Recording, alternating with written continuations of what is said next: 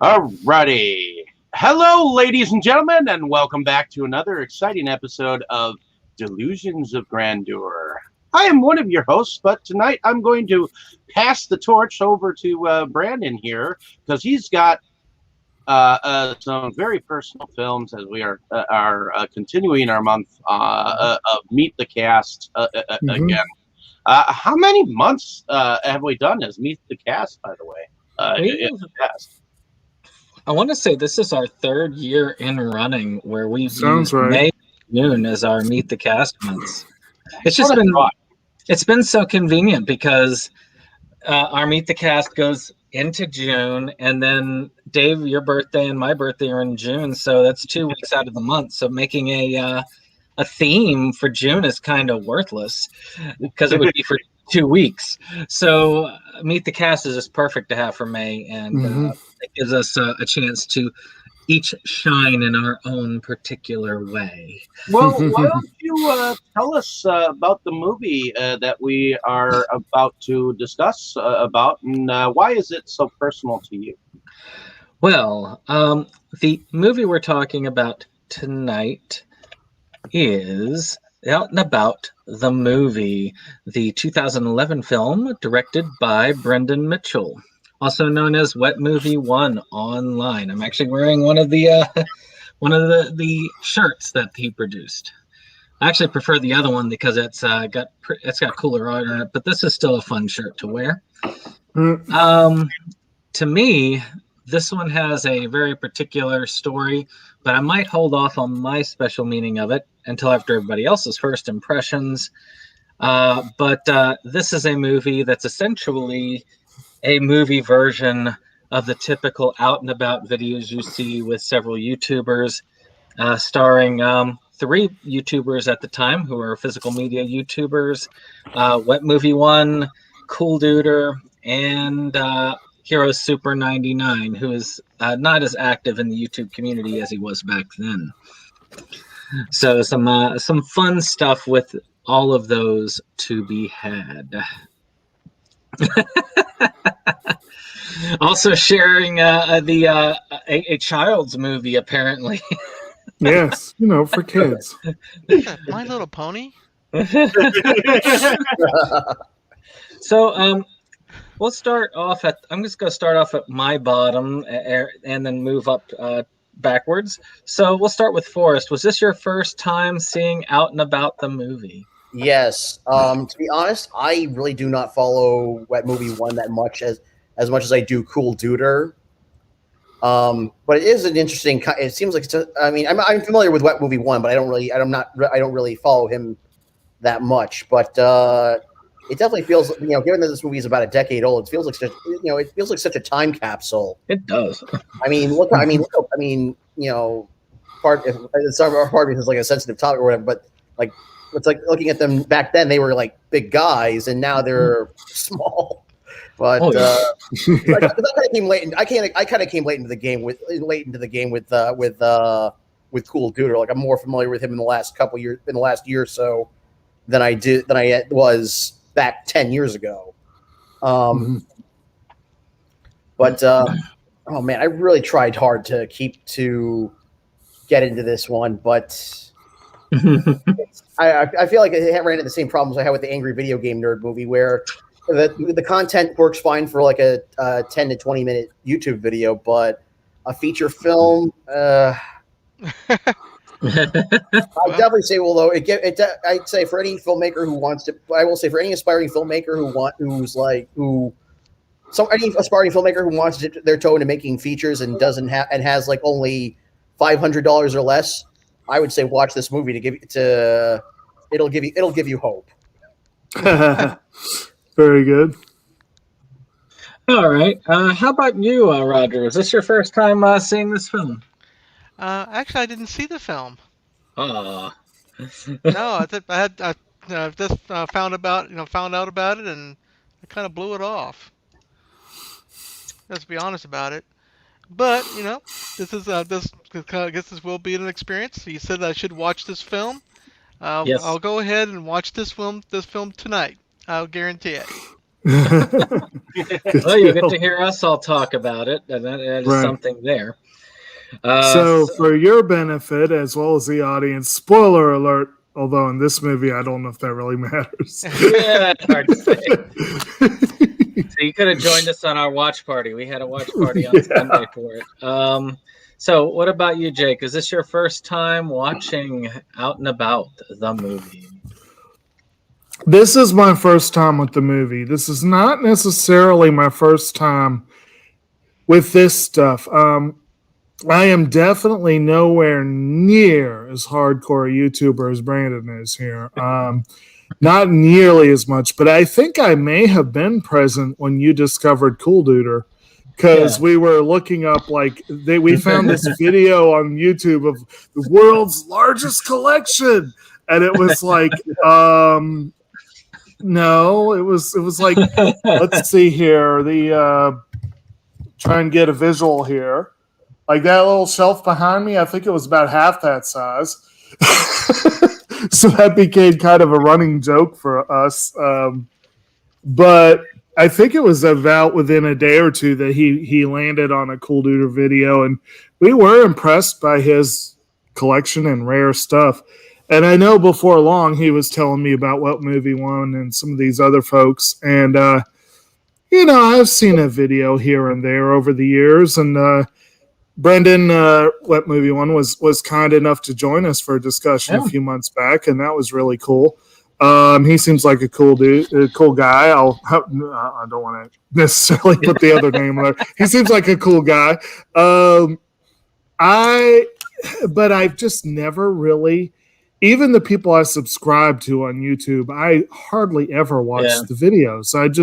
I don't have the time, and I don't have the inclination to do that over most other things I could do, usually. No offense to them, but I'm a big fan of some of them, actually. But this was my first time sitting down and watching the movie. And actually, I take that back. I did do that. I probably triggered that viewing party because I was like, hey, I'm watching this. And Brandon's like, we should stream it and watch it as a group. So, needless to say, I saw very little of it during that live stream. And I had to go back and watch it. And it's interesting. I think, Forrest, you had a good point. Like, if you're an aspiring filmmaker and you want to see what can be done with no budget, yeah, by all means, give it a go just for ideas. But if you're trying to watch this as a piece of entertainment, or even as an out and about video, I mean, I felt like it was a bait and switch when it came to the collection aspect of it, honestly. So as a video like for collectors, it's a bait and switch. You hardly get any of that. And I'm not going to go into it right now because I want to give everyone a chance to give their first impressions. But if you look at the film as a travelogue of Las Vegas, you've already lost me. And I will talk about that at some point during this discussion. But Las Vegas is a blight on the face of the planet. And so a movie celebrating Vegas, I have no love for it for that reason. But it was moderately entertaining. It had its moments. And it was a good opportunity to give it a look. So, what is the subject matter of the movie, anyways? I guess I can somewhat go into it. Hold on a second. I have no audio right now. So to me, it's a road trip movie with your best friends who are your buddies, and there's definitely some homophobic vibes going on. Yeah, they do call each other homophobic slurs quite a bit. That's one part of the movie that didn't age well. No, it didn't age well, but yeah.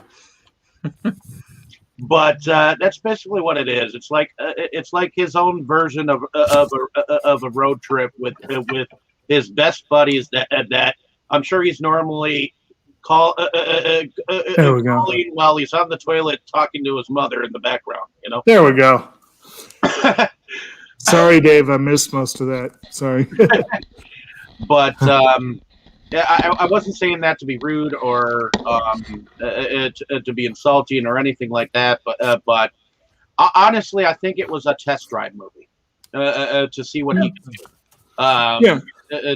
To go out see if he could like videotape his brothers in arms while getting drunk at the same time, while possibly getting laid, and Oh then my God. coming back and editing it all together and seeing if he could call it a movie.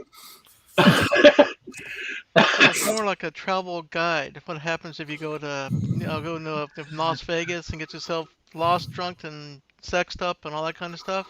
Was there even as much of that as there could have By your been? BFF. They didn't really get successful in any of those points. I think they got drunk one night. I think they got lost a couple times. They got lost. Yes, Yeah. they did get lost.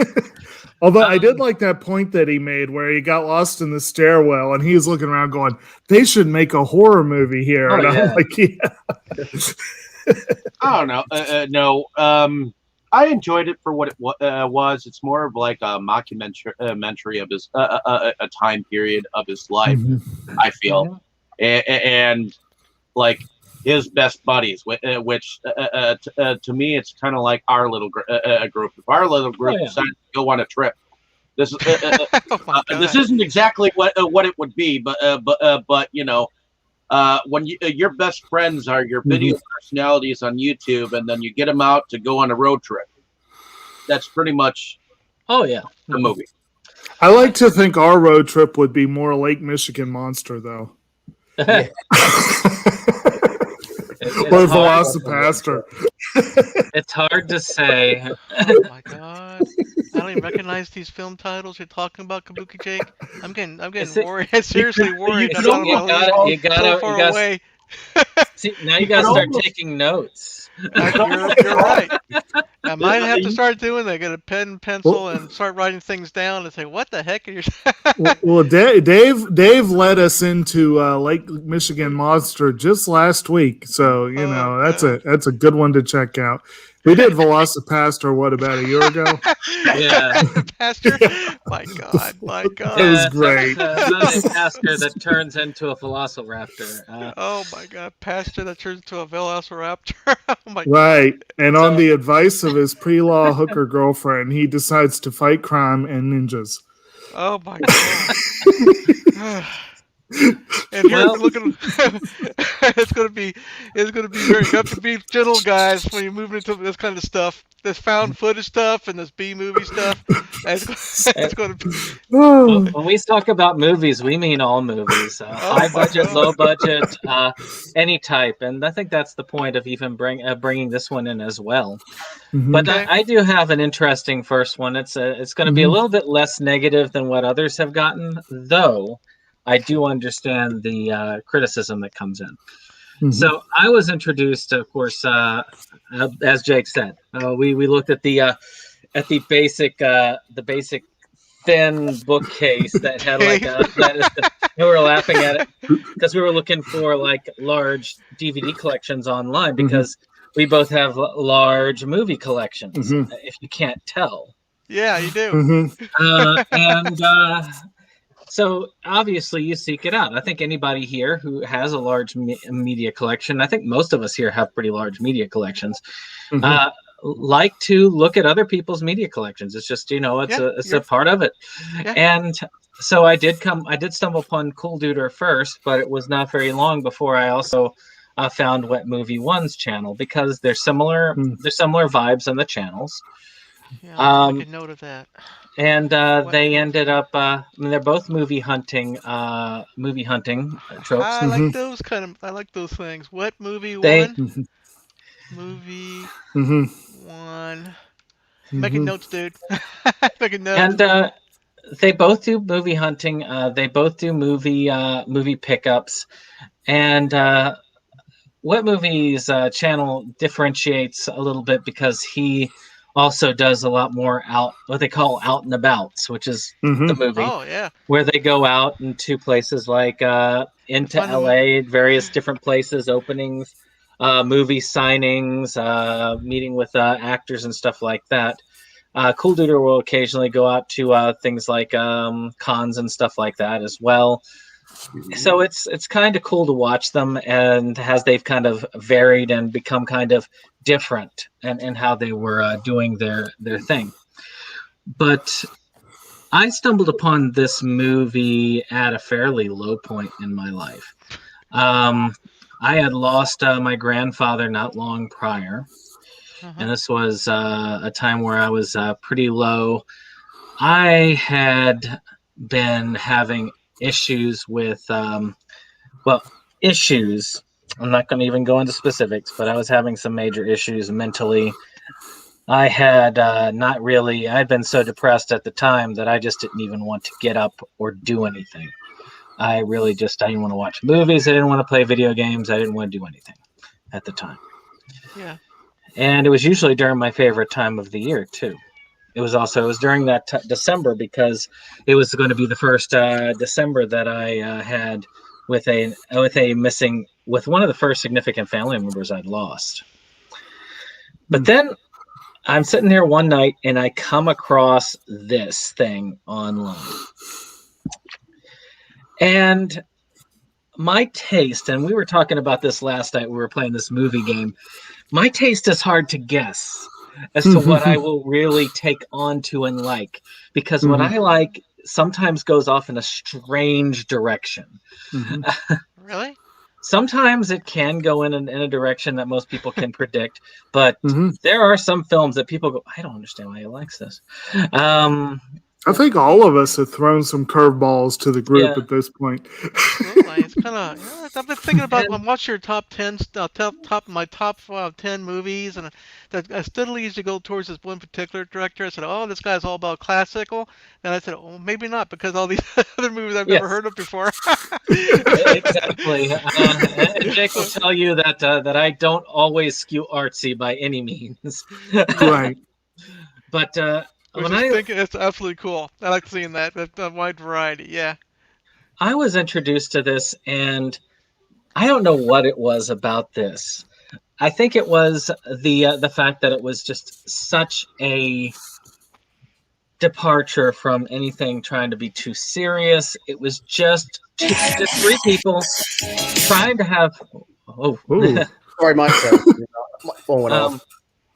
Just three people trying to have fun together and being kind of not really fully scripted, just kind of being honest and pretty much just true out to each other.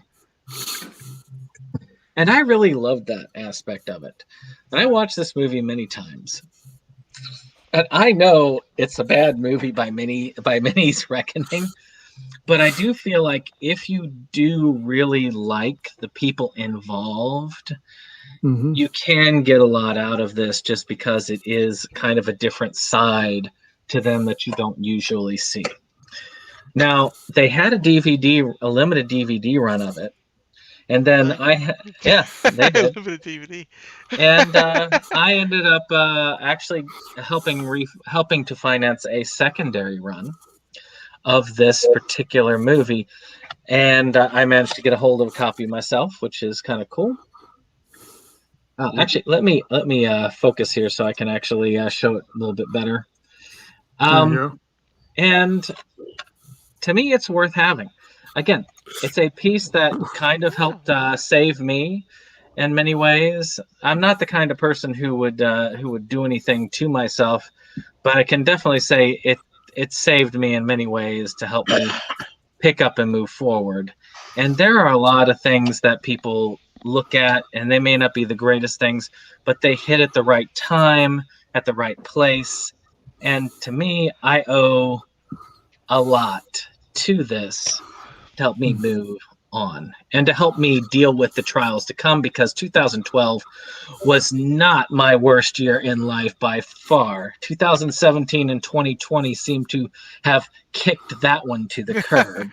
As far as that. But 16 was no walk in the park either. But I've been able to handle those a heck of a lot better than I was able to handle 2012. And this one, and this helped me pick up finally and walk through. So again, it's not always the film itself, but sometimes it's what's behind it. But let's go ahead and get started into this. Sorry about the long intro, but that's why that's why these are personal. Hey, our intro round was still shorter than usual. So the plot of this movie is pretty basic. It's about a few friends who decide to go to Vegas to have a good time. That's it. So we enter the movie at the beginning with our protagonist, Wet Movie 1, or Brendan, depending on asleep on his couch with his cat, woken up by his mother on the phone. Not on the phone, just woken up by his mother. And I have to say, one of my favorite lines in that movie was it about cracked out hookers. You came back. Yes. I'm trying to see if I can find the exact quote because that was quite lovely. And his mother is awesome because when I see her in the videos, she is just such a fun figure and excellent one to watch in these.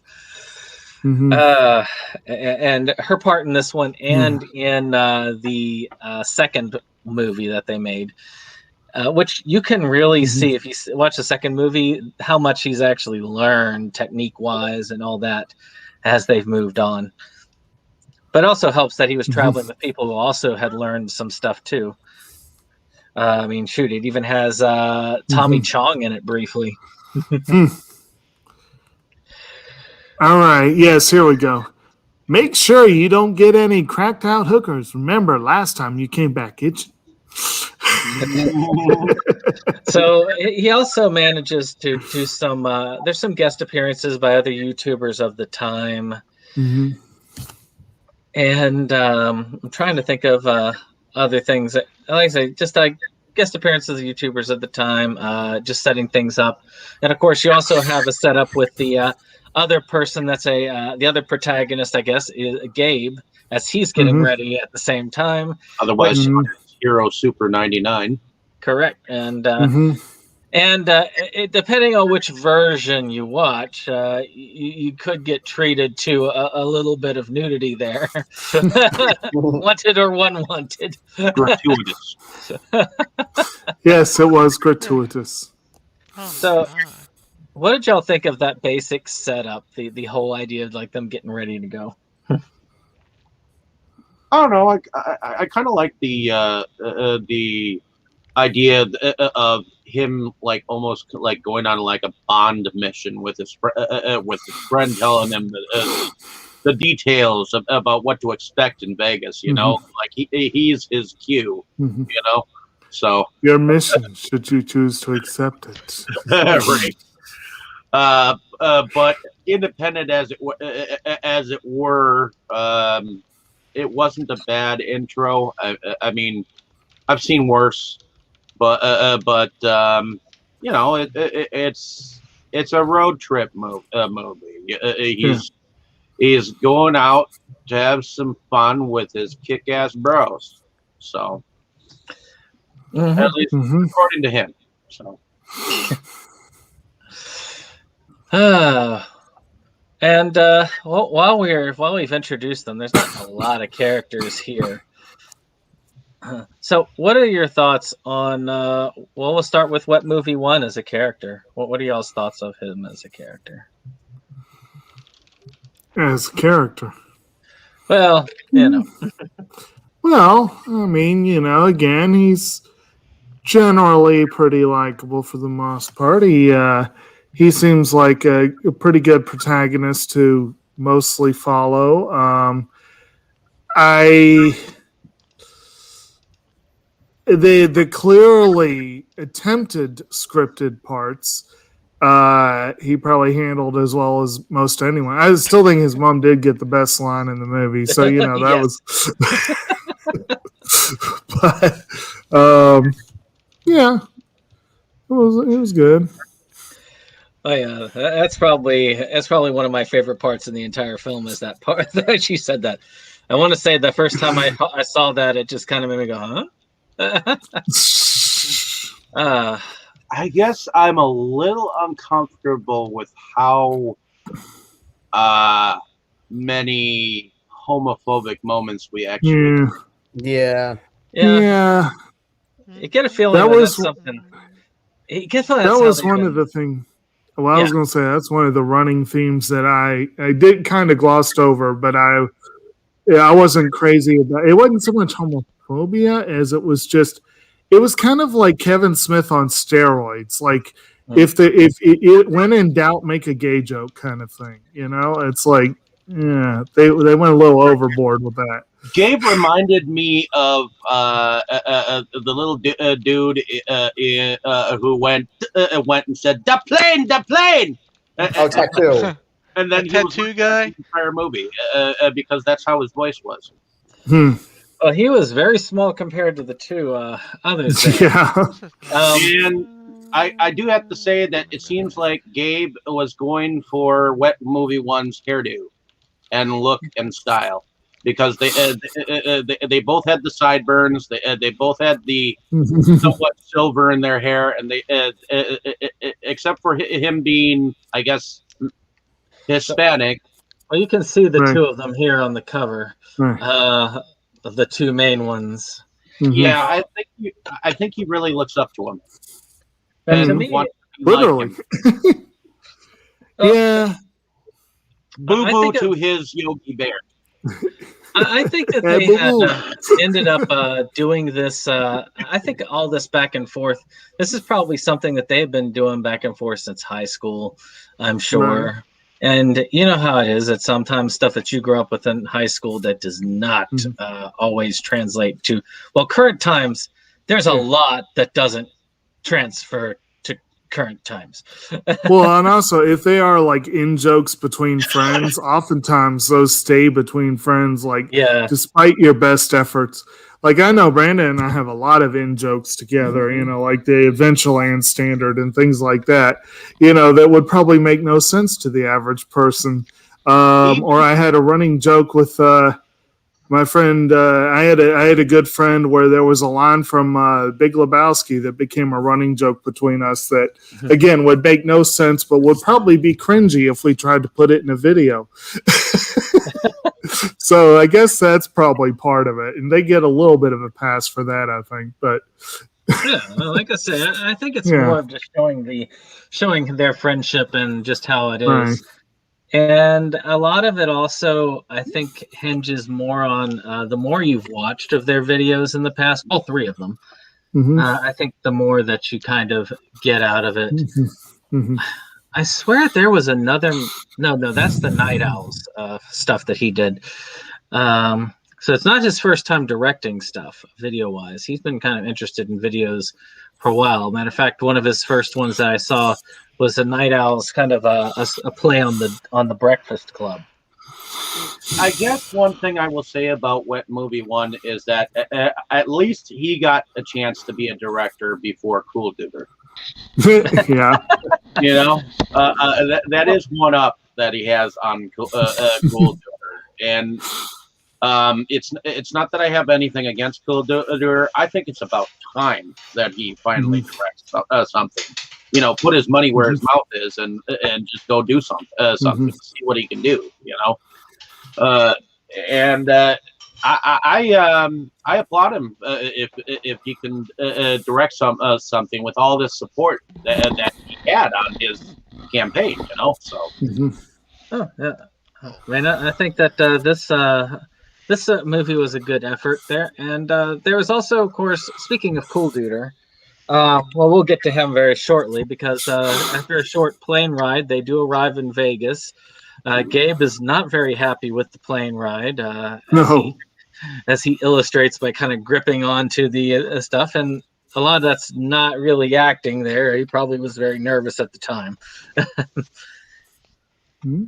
And it was, but they did meet with Coolduder, who was also there. I had forwarded Coolduder's video from the time for people who really wanted to do extra research on it, because he had done he had showed, you know, the time before when he had arrived to Vegas, the extra movie hunting stuff that they had gone on together, because you got teased with when they were going on movie hunting. Yeah. And So what did y'all think of Coolduder? I mean, He's cool. yeah. I mean, he kind of struck me about. I mean, really, I probably Gabe's probably the one I have the least experience seeing in other videos or whatever. Yeah. But Coolduder, he struck me as about what I've come to expect from what I've seen. You know, he likes his movies. He doesn't. He never did strike me quite as being as personable as the other two do. Not that he is necessarily isn't. It's just, you know, his strength is more, I guess, in like his knowledge of obscure movies, and I do mean obscure. I've seen some of the stuff on his shelf. I think he was along to check out the video aspect of the trip. I think he was along the board. And the idea of going to Vegas to check out some of the curiosity shops that might hold some DVDs or some Blu-rays. You never know. You never know what you might come across. Yeah. And Vegas is a treasure trove. I mean, I see it a lot in movies and videos. Actually, Vegas is a place that you don't see Coolduder at as much in his videos, but he has gone multiple times. I think it was his first time this time. But What Movie One goes a lot. Fluffy Gamer goes a lot. If you go to the Goodwill Hunters, they tend to do a lot of hunting out there. Zia Records, the places over there, they're pretty big places. They're places I wish I had known. The one time I was in Vegas, I wish I had known about these places because they are hunter heaven right there. Lots of good stuff. See, the thing is, the things that they do and the things that they videotape, I could not get away with any of that here in Milwaukee. This is Vegas we're talking about. Probably get bad mouth out of every single store because nobody likes getting videotaped, even for a moment.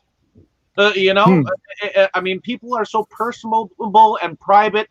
And if I walked into a video store saying I'm in here to see exactly what they have in here, and everybody will look at me, and the store manager would probably be like, "Sir, can you please walk out the building? We don't respect this type of shit." You know, well, and they get desensitized to a lot of looks and stuff. I mean, Cinema Sickness, a lot of these different ones, just to name a few, who go out and they do film their hunting. And then a lot of the places that are not as friendly to that, they just end up doing some B-rolls, and then they'll talk over it as searching.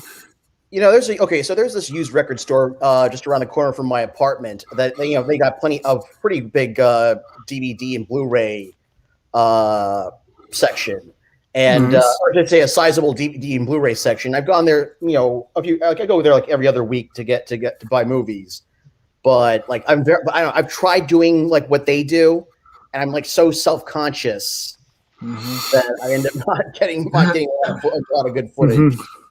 It takes a lot of like courage to do some of that stuff. I gotta hand it to both of them. I mean, I can't do that. I have a hard time just for the basic B-roll that we shot for our intro over at Second and Charles. That I was looking around, I was like, are they looking at me while I'm doing this? Yeah. They're all going to laugh at you. Exactly. They're all going to laugh at you. But no, when I do my movie pickup videos, like I'm more comfortable just doing them from the privacy of my living room. So there is something though about seeing people on the hunt that is something impressive. It can be fun. So, of course, we had our first night of wandering Vegas. And a lot of it's kind of B-rolls together, but they're all there. They're getting, the food. They're checked into the hotel Hooters, by the way. And another bygone era that is probably going to eventually disappear because of the times. Oh no. Long as we got a bunch of I'm not going to necessarily name names, but as long as certain crowds remain strong, Hooters ain't going anywhere. Well, they are in the red right now, so we'll see how that goes. Right. So it is a, but again, I would even say that Hooters isn't appropriate these days. But I'll remember Hooters for Big Daddy. Same here. I only remember Hooters for the fact that I helped a friend celebrate his 21st there, and he and I made the mistake of, yeah, sure, I'll buy the beer. By the way, I should mention to Dave, since he brought up Big Daddy, that particular Hooters location, I ate there once when I was a teenager. Good times. So that does kind of vaguely bring along another. During their wanderings, that brought up a question to me, and that was when they got those cards on the strip for the young ladies of the night. Were they allowed to show that on the air? Did they not have some pimp try to track them down to? No, because it's technically, these are escort services. They are legit. I've been to, legitimate business people. Okay. Am I the only one here who's been to Vegas? Who else here has been to Vegas? I have a few times. So you've seen them, right? They cart these people in across the border, and they're sitting there with the piles of cards, and they're doing like this with the cards, and you pass them, and they try and basically almost shove these things in your hands. It's hard not to know about these things. If anybody's been to Vegas, knows about these people. And normally they have one of two options on those cards. Normally they have the option of you actually buying like a half-hour time with an escort, or you got the other option of probably or possibly talking to an old lady that's probably sitting in her bedroom that just so happens to have a sexy voice. I like how they said $35 special, and then they find out that it's $35 off. They actually legit call it. And I'll admit, I found that that when I first saw it, I thought to myself, that's terrible. How can they do this to these poor women? And then I thought again, and I thought, no, they're using these things to rip them off. So in a way, this kind of a... and they are to basically, it's a bait and switch that you were talking about bait and switch of the movie. This is bait and switch with the cards. So in a way, it's kind of pranking the pranksters. So I actually, this time around, it did not bother me that they actually gave them a call and were, especially that didn't really bother me either. It's $185. It's like, wait, 185? It says 35 on there. Oh, it's 35 off of 185. Yeah. But they have a huge party that night, for them, for a bunch of movie nerds having a party, it's not really, and they're up really late going out and around. And then the next day happens and you get to see Gabe out and about because they won't wake up. And you find out later why. Because apparently Gabe went to sleep for 20 minutes and then thought, okay, well, that's enough. These guys are ready to go. And they're like, no, we're going to sleep. And they kicked him out. And he got mad and sulked for the rest of the day, leaving Coolduder and Wet Movie 1 on their own for day 2. What did y'all think about that whole confrontation? Well, I kind of thought that Gabe was being kind of like a child. To me, if you're an adult and you're having fun with your friends, you there's a modicum of respect that you must learn when you're out and about with your friends and over sleepovers. I mean, yeah, it's okay to be, it's okay to be kidding around and shit like that. But when a dude's trying to sleep, you let him sleep. I feel like I'll admit when he came in and Brendan was sleeping and he just jumped right on top of him, that was probably not the best play. And I agree on that. I do think that he was probably sulking a little harder than he needed to. But I do think he had a little bit of a valid point. If the other two legitimately slept until 4 in the afternoon, that's wasting most of the day. There's a point where it's like you got to be respectful and let them sleep and whatever. And then there's a point where it's like, okay, lunch was 3 friggin' hours ago. What are you doing? It's like, yeah. Yeah, I feel like they must have gone to bed at 8 in the morning or something like that. That's my guess is what happened. I think they said that they got to bed around 9. Oh yeah, there you go. Yeah. I mean, but who doesn't have that one friend? And I was that friend at one point, but not anymore. I'm too old for that. But I was that friend who was like, we're on vacation. I want to get as much about this as possible, and sleep is just wasting my vacation time. Right. I want to go. I didn't try to get other people to do it, and I didn't have a little rant afterwards, kicking the bed, saying, fat people's got to get up. When I was which I love that. I thought that was actually quite funny.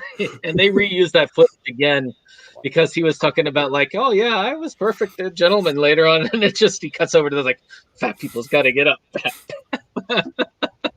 He is definitely okay with his obesity at this point in time. And the thing is, Coolduder and Wet Movie 1 were not skinny people. And it is kind of well known that they weren't. But it is also kind of well known that both of them went through quite a journey in between this one and the next movie, correct? Oh yeah, the weight loss journey is amazing. It's amazing for both of them. They both traveled it. They're both moderately successful. I don't know if Coolduder is struggling as often. I don't watch his videos as often as I used to.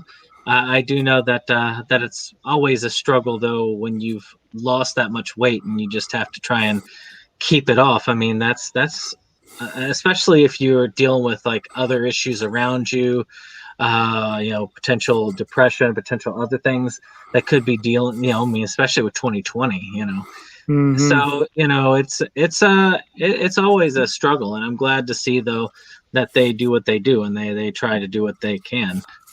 But and of course, Coolduder isn't in the second movie because things happened.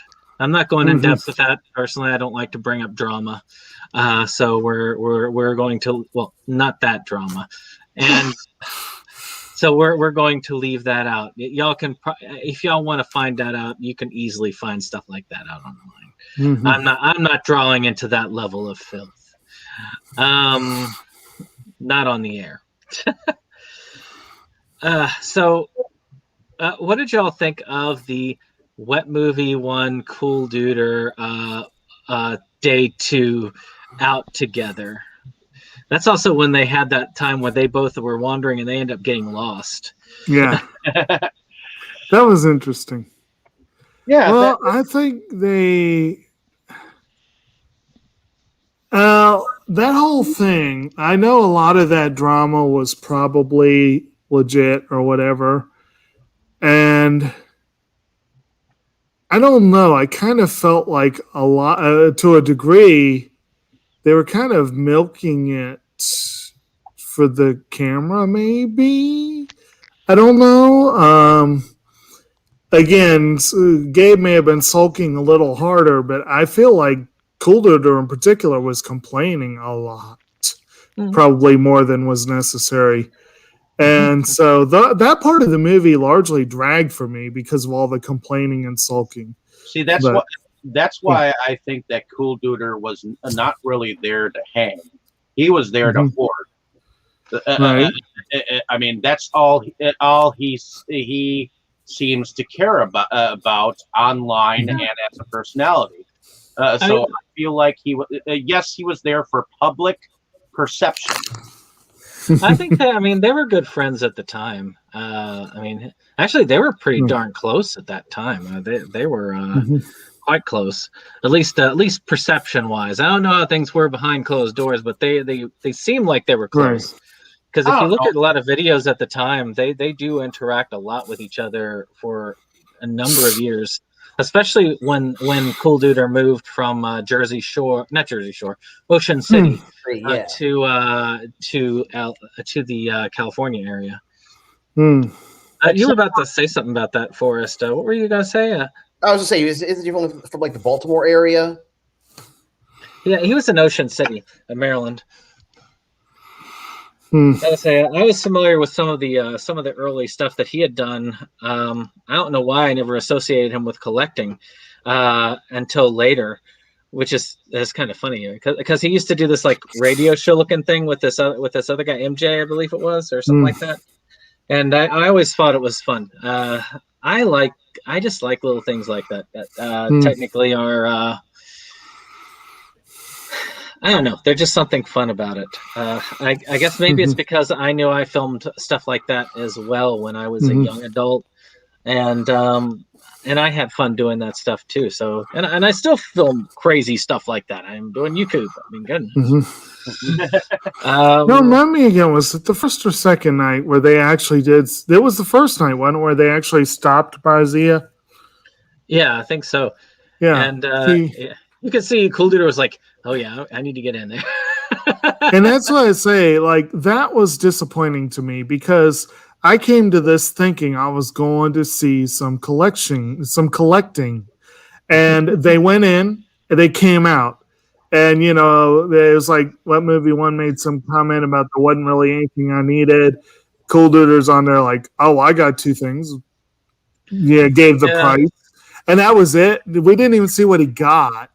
This is actually back when they actually had the ability, when they looked at something and they were like, you know, you usually see them walking away with actual purchases more back in those days. So that's what I'm saying. Like, if you come to the movie thinking, "Oh, cool, I get to see them do some collecting," in feature length, and it's like, yeah. I look at this a little differently, because he does enough video taping of going out and hoarding online that he's had enough of this. Let's just videotape something of us being us.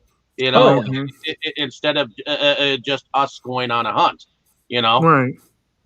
So to me, seeing him interact with people in his life that are close to him, which I imagine because he's been online for like years, he only has a bare minimum of like 2 or 3 people that he probably hangs out with online per se. And to me, that kind of is like a social life of its own. Because when you go full on as an online personality, that means you shun your other friends and say fuck you. YouTube is my life, my world. I will give my life to YouTube. And of course you make connections and shit like that, and those people are your friends, your friend circle. So I think he was tired of being online and was like, hey, let's do a movie. Let's go to Vegas. Yeah, I mean, that's the thing. I mean, I think it was a fun effort the way that they did it. I actually went ahead and I texted y'all later on that year a video where the group got together again and did what you were looking at, like Vegas with hoarding up included. But there was one part in that did stick out in the second night, which was them Actually, there were two parts I thought that were interesting. One part was him going across the bridge, and I don't know why, but it still cracked me up when he was talking about, contribute to the fat people of America. I don't know why y'all are contributing to my obesity. It showed that, I mean, both of them would crack both him and Coolduder would crack fat jokes at each other, basically as a humor back and forth. You could see that even in the movie as it goes. And but there's also the one where they kind of get lost in that like stairwell at that hotel. They're talking about how that would be a great horror movie scene. Now, come on, we got a lot of people here who invest in horror films and have produced horror films. Wouldn't that stairwell make a great thing? Because I know you, Forrest, have. Dave has produced several. And I've actually been a associate producer on a couple, but I don't even think about knowing about it. That's just whatever. But see, the way I think about stairwell, though. The way I think about this movie is, I remember being in a youth group going down to New Orleans, being part of like a big. My youth group had gone to New Orleans. A big Lutheran gathering of Lutherans, and we cleaned up the city for and was there for about a week. And I remember our youth group leader. He was really cool. He actually took us down Bourbon Street. We saw people getting pickpocketed in front of us. Oh wow! It was kind of unique because he was okay with taking us down the dangerous roads. Nice. But it kind of helped, like the fact that he was like the father of one of our other youth group people, and it was unique. I mean, to me, it's like it's like that when you set like a youth group together, and we're just having fun, and to me, like or high school trips. To me, that's what this kind of reminds me of. Except these guys are adults. These guys are cracking jokes that probably high schoolers would probably crack. Yeah. What did y'all think about that setting, though? What did you think that stairwell? Like Forrest, would you have seen that in a? Could you have seen that being used for like a horror movie backdrop in some part? Oh, absolutely. I thought that was a really cool little location that they found. I love the intersecting stairways. It's just something to especially if it's sort of one like an escape sort of thing, like they're trying to escape from a mental hospital or something like that, and they come across a stairwell like that. That could be like. And I did catch that Goonies reference.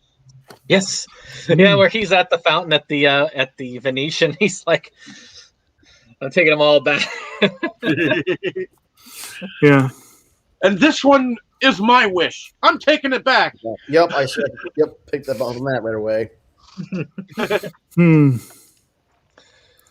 Good times. But they do make up with Gabe, but only with one condition: that Brendan actually take go drinking with him one night. And Brendan was not a huge drinker, especially at that time. There's a lot more indulgence in the second movie than there is in this one. Shoot, they get high in the second movie. But what else do you do with Tommy Vegas? Well, weed was legal in Vegas at the time, so they could do it. Right. But they even got some Chong's Choice marijuana, and then they got some edibles, and they took like an old-fashioned tobacco pipe, and they were smoking the stuff out of it. Yep. Nice. But different cast, but also cool people in that one. Gabe was in that one as well, but they kind of had like a running plot where he had gotten some drug money and it had gone wrong, so he was trying to hide it from these people, and they were kind of working it into the plot of the movie. So it was kind of a little bit of fun on top of it. Good times. I think night 2 was when they ended up calling the escort. Yeah, and he was laying on the ground trying to get a shot of him calling it, and that's when he threw the phone down. I don't know if that was the one where Gabe runs out naked, though. Was it that one or the next night where he runs out naked at them? I think that was the next night. Oh, which you could tell they both were like, what the heck? What? I'll admit, I'd have to take some time to be like, okay, what was that about? let's confer outside of the room. Boy, we're kind of asking for it. I must forget what I just saw. I must forget what I just saw. Your advantage to watching the uncut version. I've been blinded. Could have been worse. Could have been Coolduder. Oh. He could have been slapping him in the face with it. You never know. Oh, the old fish slapping dance? There's a little song I wrote. And they did end up having some fun on the third day and night over in Vegas. All three of them together, hanging out and doing their thing.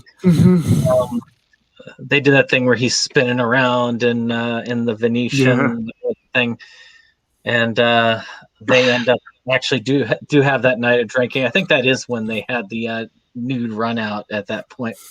Yeah, but they'd been drinking at that night. I don't know how much. I am curious how much they had been drinking at that. Maybe one day, what movie one will reveal how drunk they did get that night. That's probably where half the budget went. I guess they ate at that Mad Onion that you said you've actually eaten. I want to eat at the Mad Onion. It sounds fun. Hey, Vegas got some cool places. They went to one place in particular. I remember that was another reason why I think I really liked the movie, is that I really did enjoy my time in Vegas, because I enjoyed going to the desert, the Red Rock parks, seeing some of the Ice Age trees. I enjoy the Strip and all that. So when you've been to a place, sometimes it's fun to watch stuff from that place. I agree. Since I've traveled a little bit because of my dad, if it's in a place that I know, like Sound of Music, I've been to almost every single spot in that movie. So I'll remember things while I'm watching it. So, actually, a couple weeks ago, I went back to the site where we filmed some scenes from Major Pain. I just happened to be driving by, and I was like, I gotta pop in. That's one of my childhood. That's one of my childhood favorites. So yep, that's actually pretty close. But I can't remember all the sites they used, but they filmed a lot of it at Berkeley Plantation, which is just a couple counties over. So that was kind of fun to see that again for the first time in years. But speaking of locations, this will be a good place to get on my little soapbox here. Las Vegas is a blight on the earth, and it is the biggest environmental catastrophe out of many that I can think of. And I don't know that I ever want to go, because I would probably feel guilty every single moment I was there. I went there quite a few times when I was living in Utah. Since it's like an 8-hour drive from Salt Lake City. I went there, saw some shows. I saw Kiss with Aerosmith, Penn and Teller, and actually I heard Teller speak after the show, and I think maybe one other show. But like Vegas, it's great. I guess it's fine for like entertainment, but I'm not much of a I'm not really into Oh gambling. yeah, Right. no, not to me. I mean, shoot, when I went, this one over here, not Dave, but the one over next, but had told me, okay, I want you to take this over to the roulette wheels for me. Matter of fact, the only gambling I did in Vegas, Yeah. I had a list. When somebody tells you that, when somebody says that they're going to Vegas, for some reason that gets all the people going, okay, here's some money, and this is what I want you to do. So 90% of the gambling I did in Vegas was following that list. Right. And doing it. I think the only time I think I gave you like a 10 or a 20 and said go to roulette. Yeah, go to roulette and bet it on this color. And I was like, okay, well, I'll put money on the other color, and then there's going to be a winner one way or the other. My color won. Of course, because I have no luck. And see, the weird thing is, I think a lot of people might expect people to say those things about Vegas, that is just some of what I said. But I have actually very little objection to most of the stuff people object to. It's just the fact that it is an unmitigated catastrophe of epic proportions that has destroyed the Colorado River system. It's destroyed the Ash Meadows system. It's destroyed a lot of stuff. And yes, there's a plot point in the Invincible comics where Invincible is facing a terrorist who's terrorizing Vegas. But the guy's actually terrorizing Vegas to get everyone out of town before he vaporizes the city because he doesn't want to be a mass murderer.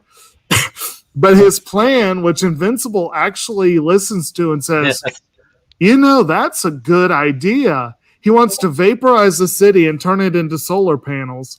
Yeah. It's like, I actually like that plot. But, yeah, so I don't know. If the purge is ever legalized, there's a good chance that I will be found somewhere near Hoover Dam. But we'll leave it at that. One could say cities in general are environmental blights. Yes, but when you have an enormous city in the middle of a desert, it's bleeding a huge river dry just to keep it running. Yeah. There's a reason why cities are not usually in the middle of a desert. That is true. It's an interesting place that they decided to build at. Right. Now, let's see here. The last day was interesting because, of course, Coolduder leaves, but they have a little bit of extra time to kill. It was odd to me because I felt like you got to see a lot more of kind of cool areas of Vegas there. They went to the M&M shop. They did a lot of touristy stuff over there. They went by the Coke bottle, which is where you would buy the cheap tickets for shows at. They Gabe made Brendan buy him a Coke. They went to that really cool underground arcade, and that is a cool place. That arcade is.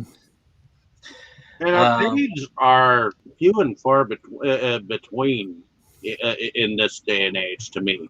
Shoot, even in 2012, when this was filmed, arcades were already dying. Yeah. And it's I'm sorry, a shame.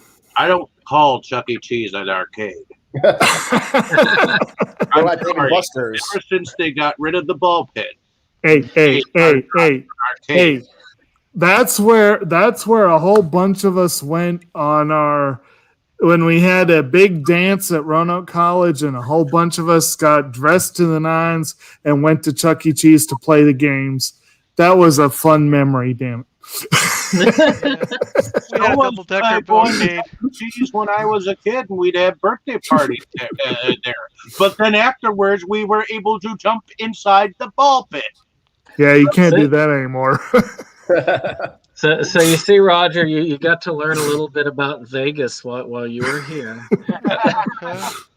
What happens in Vegas stays in Vegas. Unless you film it. And again, we have to find out what housing anime. So, actually, I would think that Vegas would be a good spot for anime hunting as well, because probably. You got to me, there's one thing about that is that you go to these places, because people are selling their stuff to go gamble with more money because gambling is a sickness. I never understood the sickness myself. Well, I understand the addiction cycle, but I was never a gambler. I never really wanted to keep going with it. Yeah. And but I could see, but they sell all sorts of stuff to do that with. I did enjoy watching people when I was there.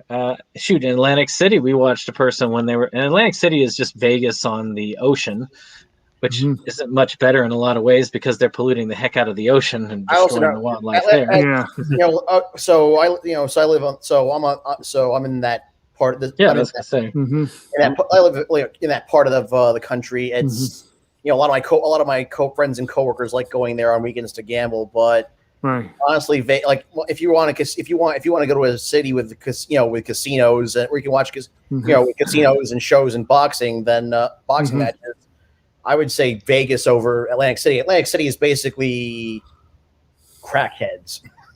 And the Jersey Shore crowd. Yeah, it's just the same, isn't it? Dirty Needles. They have some really good blueberry pancakes. I bet. Yeah, but I think you might be right about polluting the ocean. It's like all those spray-on tans will go off into the water, and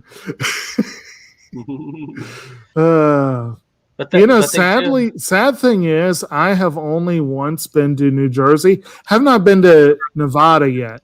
I've been to New Jersey, and most of my trip revolved around spending a night at Rutgers and getting on a tram in Newark to go into New York City and to come back.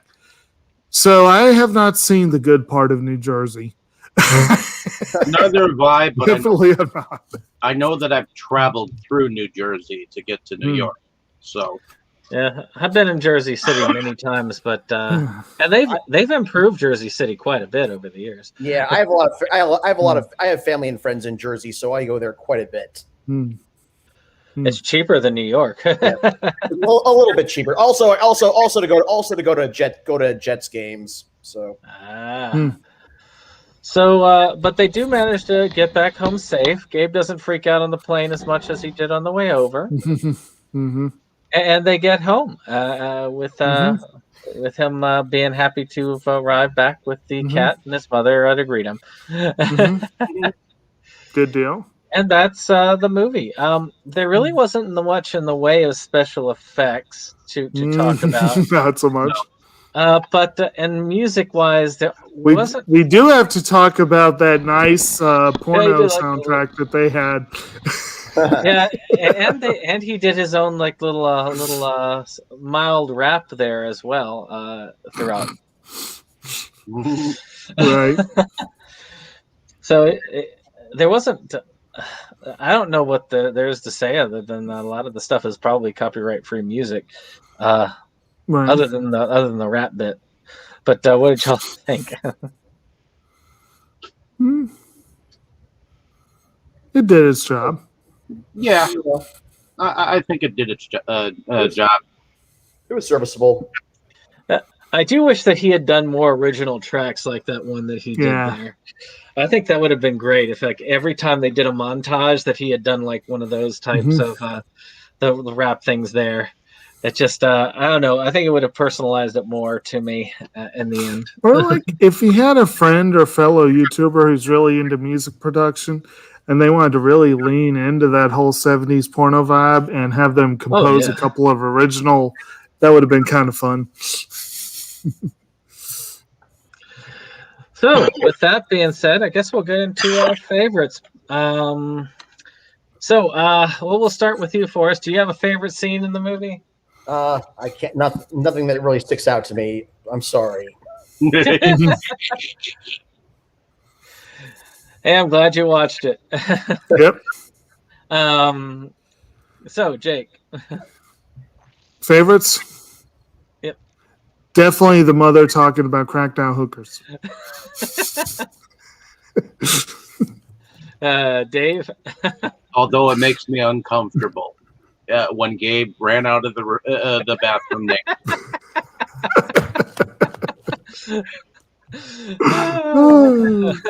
And for me, I don't know why it is, but I love that part where they're lost in the stairwell and looking around. Oh yeah, that was.